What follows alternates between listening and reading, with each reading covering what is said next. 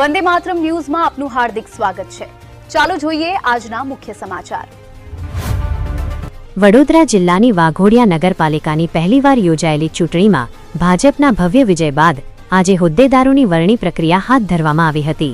નગરપાલિકાની 24 બેઠકોમાંથી 22 બેઠકો ભાજપે જીતી લીધા પછી આજે વડોદરા જિલ્લા ભાજપના મહામંત્રી યોગેશભાઈ અધ્યારુએ વાઘોડિયા સેવા સદન ખાતેના કોન્ફરન્સ હોલમાં પાર્ટીના મેન્ડેટની ઘોષણા કરી હતી, જે બાદ તમામ સભ્યોએ મેન્ડેટને વધાવી લીધું હતું અને બાકીના હોદ્દેદારોની વરણી માટે ફોર્મ ભરવાની પ્રક્રિયા હાથ ધરી હતી। ચૂંટણી અધિક્ષક અને નાયબ કલેક્ટર સ્ટેમ્પ ડ્યુટી વિભાગ 2 વડોદરા R.B. પરમારની હાજરીમાં ફોર્મ સ્વીકારીને તમામ હોદ્દેદારોની બિનહરીફ વરણી જાહેર કરાઈ હતી, જેમાં વાઘોડિયા નગરપાલિકાના પ્રમુખ તરીકે બ્રિજેશભાઈ હરીશચંદ્ર ગોસ્વામી અને ઉપપ્રમુખ તરીકે સંદીપભાઈ નરેન્દ્રસિંહ ડોડિયાની વરણી કરવામાં આવી છે।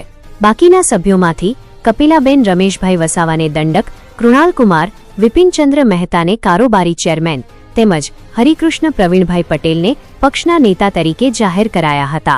આ પ્રસંગે ધારાસભ્ય ધર્મેન્દ્રસિંહ વાઘેલા દ્વારા તમામ સભ્યોને પોતાના વોર્ડના રહીશો સાથે નમ્રતાથી વર્તીને તેઓની સમસ્યાઓનું નિરાકરણ લાવવા માટે પ્રયત્નશીલ રહેવા જણાવ્યું હતું, તેમજ 5 વર્ષ પ્રજાની વચ્ચે રહીને પ્રજાના ગુણવત્તાસભર કામો કરવાની સમજણ આપી હતી।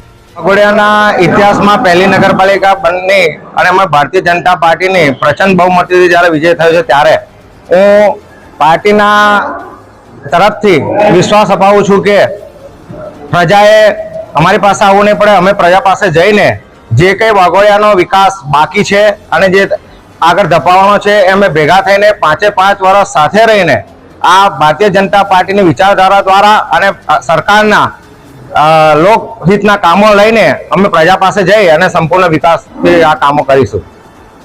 આ પહેલી નગરપાલિકા બની છે અને એના તમને સૌ પ્રથમ નગરપાલિકાના સભ્ય બનવાનો તમને મોકો મળ્યો। હવે આ મોકો તમારે લોકોની સેવા કરીને દેખાડવાની છે।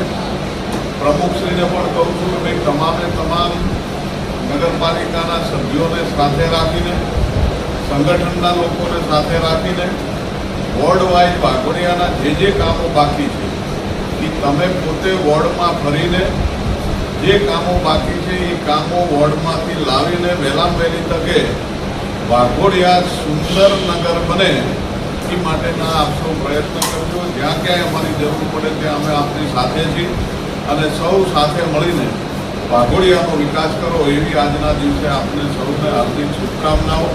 અને કોઈ પણ જગ્યાએ ક્યાંય વિકાસમાં કચાશ ના રહે, કોઈની ફરિયાદ ના આવે।